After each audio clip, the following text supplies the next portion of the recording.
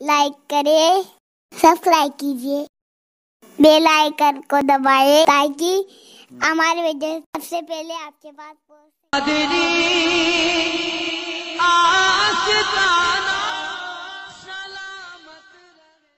तो खुदा के जिस यार का जिक्र करना है उसे तो तारिकुस सल्तनत कहते हैं, उसे तो मखदूम अशरफ कहते हैं, उसे तो कुदवतुल कुबरा कहते हैं, उसे तो गौसुल आलम कहते हैं, उसे तो महबूब यज़दानी कहते हैं।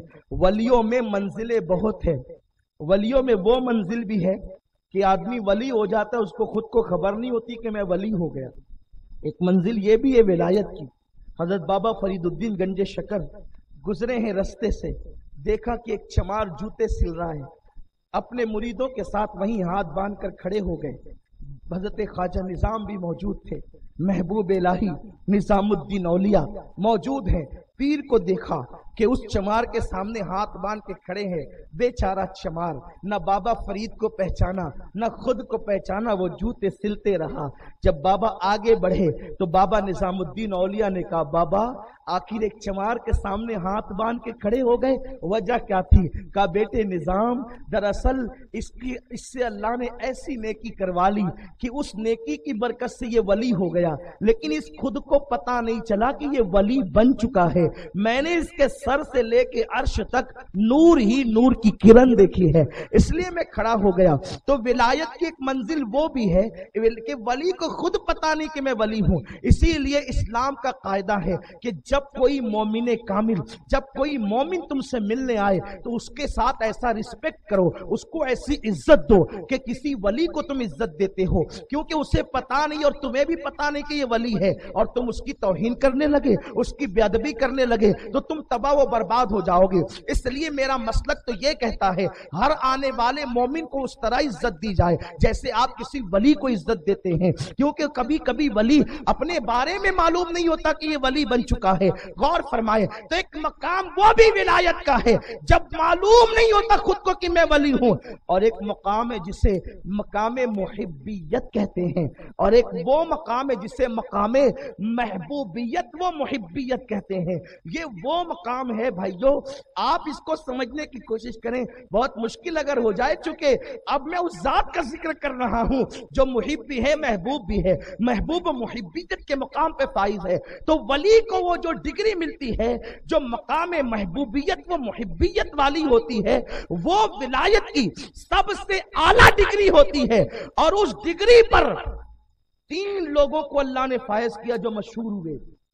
यूं तो औरों का नाम भी आ सकता है, लेकिन जो मशहूर हुए हैं, मकाम महबूबियत से मुहिब्बियत पर आए हैं, उनमें 3 ज़वात है। एक तो मेरे सरकार, मेरे आका सरकार गौसियत, गौसुल आजम दस्तगीर की जात है कि वो महबूब सुबहानी है, महबूबियत और मुहिब्बियत की मंजिल पर है। और वो मंजिल कैसी होती है?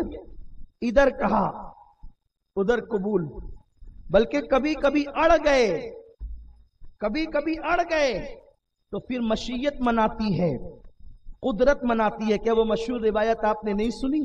जब मेरे आका गौसुल आजम कई कई दिन तक भूखे होते तो लोग कहते हजरत खा लीजिए ना, आप कहते नहीं मुझे नहीं खाना, तो फिर अल्लाह कहता अब्दुल कादिर तुझे मेरी कसम है खा लेना मेरे यार। ये मकाम महबूबियत है। सोचो तो सही, कसमें दे दे के खिलाता है पिलाता है तुझे मेरा इमाम कहता है, कसमें दे दे के खिलाता है पिलाता है तुझे प्यारा अल्लाह तेरा, चाहने वाला तेरा। दूसरा महबूब महबूब इलाही है, दूसरा महबूब महबूब इलाही है। महबूबियत से मुहिब्बियत की मंजिल पर आया। वो कैसा महबूब है? एक दिन मुख्तलिफ रिवायतें हैं, लेकिन मेरी तबीयत ये है हर रिवायत पढ़ूं ताकि सबकी लज्जत तुम्हें मिल जाए, और जिसका जैसा ज़ौक है वो उस रिवायत पे अमल करे ताकि लकीर की फकीरी खत्म हो जाए, हर रिवायत सामने आ जाए ताकि हर नेमत से मुस्तफीज हो जाओ। एक दिन मुरीद ने कहा खुसरो ने, बाबा निजाम तेरी सूरत के मैं बलहारी जाऊं, जब तेरी सूरत ऐसी है तो यार की सूरत कैसी? तेरी सूरत ऐसी है तो यार की सूरत कैसी है? वो वजहुल्लाह कैसा है? का देखना है, का देखना है दिखा दें, आ गई ना बात। वब्तगू इलैहिल वसीला, यार का कोई घर नहीं, वो तो लामकां पे जलवे बिखेरता है। तो यार तक पहुंचने के लिए खुसरो की कब ताकत थी, लेकिन यार के पास पहुंच कर कहते हैं, ओ निजाम मेरे आका, तेरी सूरत ऐसी बड़े खूबसूरत थे। हज़रत निजामुद्दीन औलिया। अच्छा, कोई खूबसूरत हो और उसके लिए दिल में नफरत हो तो कभी वो खूबसूरत नहीं लगता, लेकिन खूबसूरत हो और दिल में मोहब्बत हो तो फिर चांद भी फीका फीका लगता है। हज़रत मौलाना सैयद एजाज कामतवी अलैहि रहमा ने मेरे पीर गौसुल आजम को देखकर कहा था, चांदनी मुझको एजाज फीकी लगे, ऐसे अच्छे हैं वो, हर किरण मुझको सूरज की धुंधली लगे, ऐसे अच्छे हैं वो, कैसा नूरी मुखड़वा दिखाए गए ओरे मोरे गौसुल वरा। लोगों ने कहा चांद से भी कोई खूबसूरत हो सकता है, सूरज की किरण से भी। हमने कहा इश्क तो कर। बात दरअसल मोहब्बत की है। किसी ने मजनू से पूछा, ओ मजनू तू क्या लैला के पीछे पड़ा है, पता भी है कितनी काली है। कहा लैला को देखने के लिए मजनू बन, तब तुझे पता चलेगा कि लैला में है क्या रखा। खुदा की कसम, अल्लाह के वलियों को देखने के लिए सच्ची गुलामी इख्तियार कर, तब तुझे पता चलेगा उन अल्लाह वालों में रखा क्या है। जब तक सऊदी के गुंडों से राब्ता रहेगा तुझे अल्लाह के वली समझ में नहीं आ सकते। जब तक कि तेरे दिल में रियालों से मोहब्बत रहेगी, वलियों की मारिफत तुझे न मिलेगी। खुदा की कसम, औलिया सल्तनत पे डाके नहीं डालते। खुदा के यार वो होते हैं जब उसकी मोहब्बत में बेकरार होते हैं तो सल्तनत को ठुकराकर हिंदुस्तान आकर के फकीरी इख्तियार कर लिया करते हैं। मेरे आका अलैहिस्सलाम के दीवानों, तो गुफ्तगू तवील ना हो जाए, मैं बात महबूबियत और मुहिब्बियत की कर रहा था। वो तीन महबूब हुए पूरी उम्मत के अंदर, और भी हैं लेकिन तीन मशहूर हैं। वो महबूब सुबहानी जिसने ठोकर लगा के मुर्दे जिंदे किए, और भी करामतें हैं जिसका यहाँ जिक्र का मौका नहीं, लेकिन महबूब लाई को कहा खुसरो ने, आका तू इतना हसीन है, कितना हसीन। कहते हैं ईद गाहे माँ गरीबा कुए तो, ईद गाहे माँ गरीबा कुए तो। ए आका मेरी ईदगाह तो तेरी चौखट है, तेरा ही कोना है, और मेरे ईद का जो हिलाल है, मेरे ईद का जो चांद है, वो तेरा ही चेहरा है। और एक मकाम पर कहते हैं सद हजारा ईद कुर्बानत कुनद, सद हजारा ईद कुर्बानत कुनद, हजारों ईद, सैकड़ों हजारों ईदें आप पे कुर्बान हो जाएं, इसलिए कि आपके दो अबरू तो मुझे ईद के चांद से भी ज्यादा खूबसूरत नजर आते। इतने खूबसूरत थे कि बादे विसाल जब हजरत महबूब इलाही के चेहरे पर चादर पड़ी हुई देखी तो खुसरो ने कहा, गोरी सोए सेज पर, मुख पर डाले केश, चल खुसरो घर आपने, सो शाम बही सो देश। खुसरो अब तो तेरा महबूब चेहरे पे नकाब डाल के सो चुका है, अब तेरा काम ही क्या, घर लौट जा तू। अल्लाह अकबर, ऐसे महबूब इलाही। कहा देखना यार को, आप इतने खूबसूरत है तो उसका हुस्न क्या होगा। कहा फिर आ जा, खुदा की कसम आ जा। कहां आ जा, कहां आ जा, मेरे करीब आ जा। और अपनी चादर उठाकर बस सर पे डाली तो खुसरो जमीन से गायब है जमीन पर पैर, लेकिन खुद को गायब पाते हैं आसमानों पर, आसमानों पर, आसमानों पर, आसमानों पर, और तसव्वुरात और तखय्युलात की दुनिया में फिर लामका पर। और जब वो जलवा देखा और जैसी चादर हटाई तो खुद को पीर के पास पाया तो कह उठे, नमी दानम चे मंजिल बूद शब जाए के मन बूदम बहरसु रख से बिस्मिल, बूद शब जाए के मन बूदम परी पहकर निगारे। वो यार का यार जो बिल्कुल यार का बड़ा यार है, महबूब किरदिगार है, परी पैकर निगारे, सर्व कद्दे लाला रुखसारे, सरापा आफत दिलबूद शब जाए के मन बूदम, खुदा खुद मेरे मजलिस बूद अंदर ला मका खुसरो, मोहम्मद शम्मे महफिल बूद शब जाए के मन बूदम। ये दूसरा महबूब है। और तीसरा महबूब जो उम्मत में मशहूर हुआ है उसी को महबूब यज़दानी कहते हैं, जिसे हम मखदूम अशरफ जहांगीर सिमनानी कहते हैं। کیا شان ہے اس آقا کی. ہمارے یہاں تو ہر ولی کا مقام جدا جدا ہے، لیکن ابھی ولادت بھی نہیں ہوئی. والد کے یہاں 3 بیٹیاں پیدا ہو گئی، ولادت نہیں ہوئی. باپ کو چاہیے تھا بیٹا اس لیے چاہیے تھا تاکہ میری سلطنت سنبھالے. اور مخدوم اشرف کا جو خاندان ہے نا، اتنا اعلیٰ خاندان ہے کہ محمود غزنوی کا جو خاندان ہے وہ حضرت مخدوم اشرف جہانگیر سمنانی کے آباء و اجداد جو اوپر کی پشتوں میں ہوئے ہیں، محمود غزنوی کا خاندان ان کا غلام رہ چکا ہے. اسی لیے آپ اپنے خطابات اور ملفوظات میں کہتے ہیں، خود کہتے ہیں، لوگوں آپ نے اشرف کے خاندان کو سمجھا کیا ہے؟ مخدوم اشرف کا خاندان فرماتے وہ خاندان ہے کہ محمود غزنوی جیسے کے باپ دادا میرے خاندان کے غلام رہ چکے. ایسے بادشاہوں کے غلاموں نے مخدوم اشرف رضی اللہ تعالیٰ کی آباء و اجداد کی غلامی کی ہے. حالانکہ وہ خود بھی محمود غزنوی علوی سادات سے ہے، لیکن ان لوگوں نے غلامی کی ہے. یہ سلسلہ نسب ہے حضرت سیدنا مخدوم اشرف جہانگیر سمنانی کا. اس لیے کہ دھتورے کے پودے میں کبھی گلاب تو نہیں کھلتے، اس کے لیے پودے بھی گلاب کے چاہیے. تو یوں نسل آئی ہے مخدوم اشرف جہانگیر سمنانی کی، ولادت نہیں ہوئی ہے. بابا کا خاندان وہ کہ محمود غزنوی جیسے کے خاندان کے لوگ غلامی کرتے ہیں، اور ماں کا خاندان سرکار غوث العظم دستگیر کا خاندان. آپ کی امی جان کا تعلق سرکار غوث العظم دستگیر کی خالہ سے ملتا ہے. اس طریقے سے وہ نسبت جاتی ہے، یا خالو سے ملتا ہے، ایک روایت کے مطابق بہن سے ملتا ہے. یہ مخدوم پاک کی والدہ اللہ اکبر سیدہ خدیجہ بیگم بی بی خدیجہ بیگم کا حال ہے. یوں اس طرف سے حسنی اور حسینی وہ جو نہریں بہتی ہے، اسی سے ملنے کے بعد مخدوم اشرف جیسا جو ہے وہ نجیب الطرفین مجمع البحرین جو ہے وہ اللہ اکبر گل کھلتا ہے. ابھی والد کے یہاں بیٹا نہیں، والد مانگ رہے بیٹا، اللہ بیٹا دے تاکہ میری حکومت سنبھالے، میری سلطنت سنبھالے.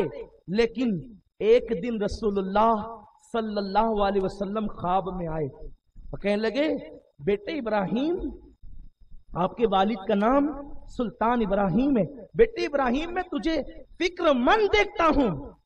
پتا چلا کہاں سمنان اور کہاں مدینہ منورہ، اور حضور فرما رہے بیٹے ابراہیم میں تجھے فکر مند دیکھتا ہوں.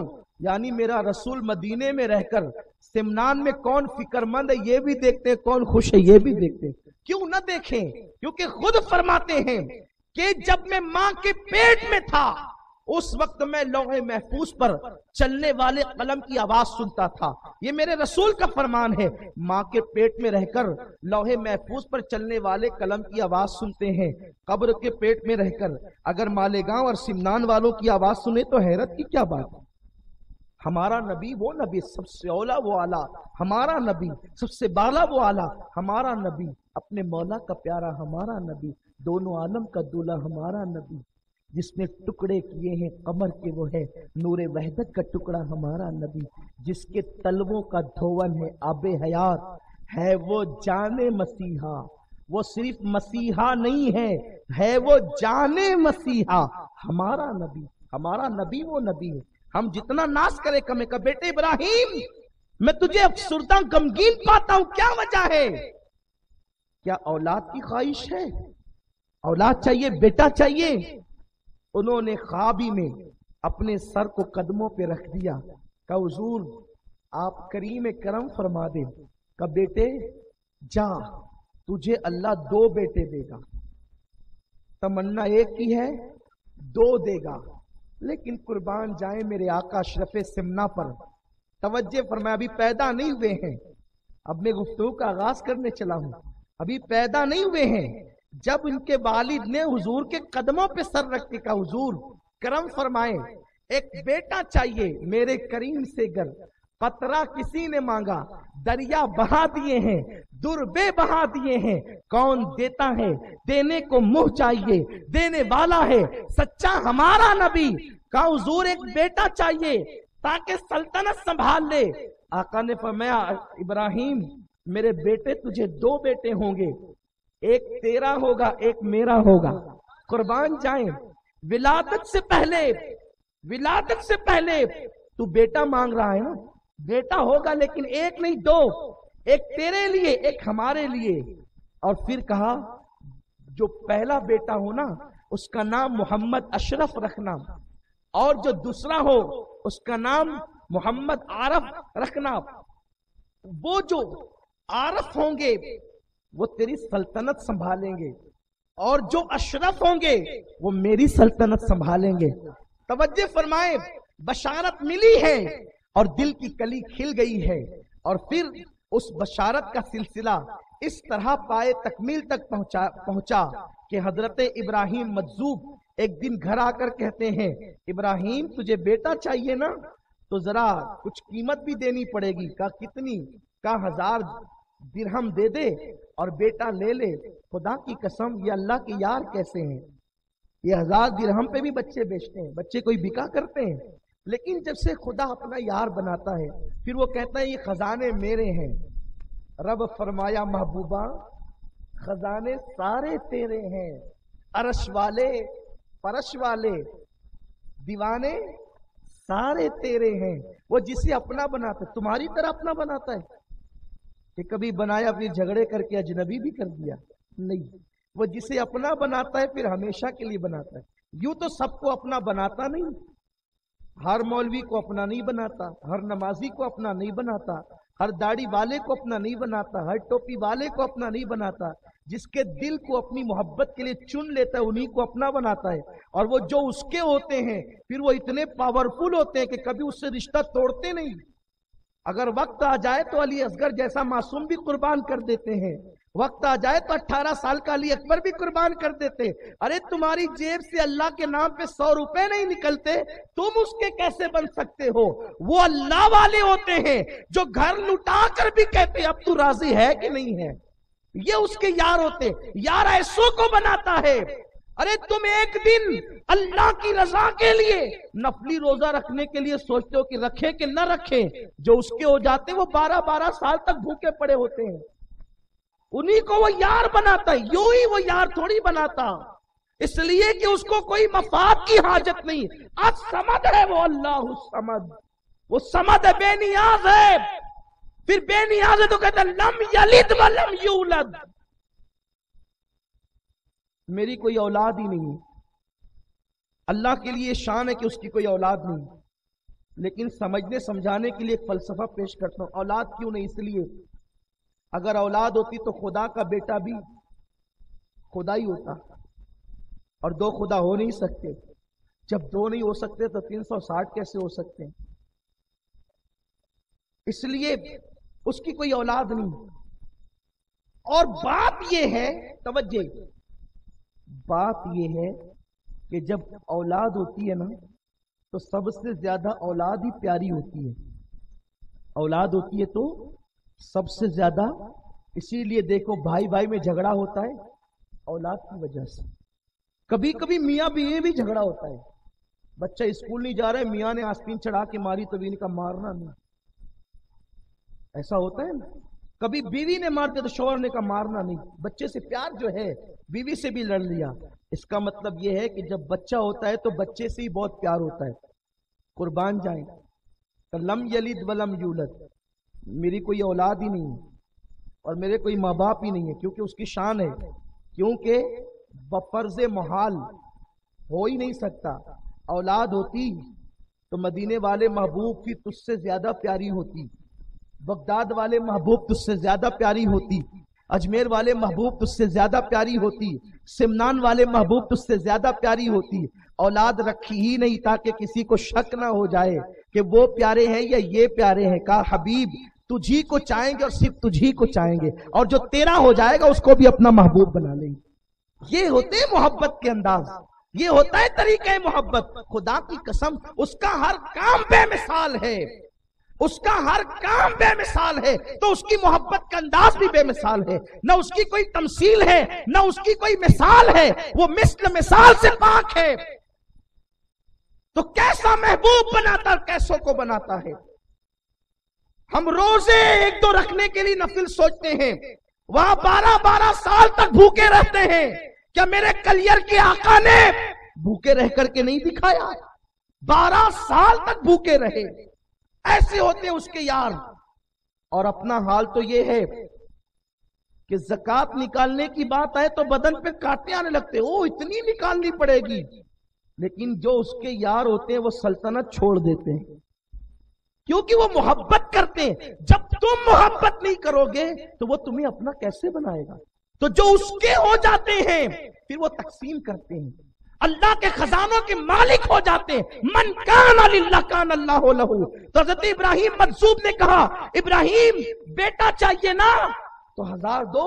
انہوں نے 1000 ڈال دیے، کہا جا مبارک بیٹا ہوگا، ایک نہیں اب 2 ہوں گے، ایک دین والا ہوگا اور ایک تیری سلطنت کو سنبھالے گا، ایک اللہ تبارک و تعالیٰ کے محبوب کی سلطنت کو سنبھالے گا اور ایک تیری سلطنت کو سنبھالے گا۔ وہی بشارت دے کے گئے۔ اور اس کے بعد قربان جائیں، جب شکم پاک میں آمد ہوئی تو پھر مبارکبادیوں کا سلسلہ جاری ہوا، اس کی طرف میں نہیں جاتا۔ ولادت کے بعد، پیدائش کے بعد 14 سال کی عمر میں سارے علوم سیکھ لیا، 14 سال کی عمر میں، اور اس کے بعد پھر اللہ تبارک و تعالیٰ نے وہ منصب عطا کیا کہ آپ کو چھوٹی سی عمر ہی میں سمنان کا بادشاہ بنا دیا گیا۔ مصطفیٰ کا گھرانہ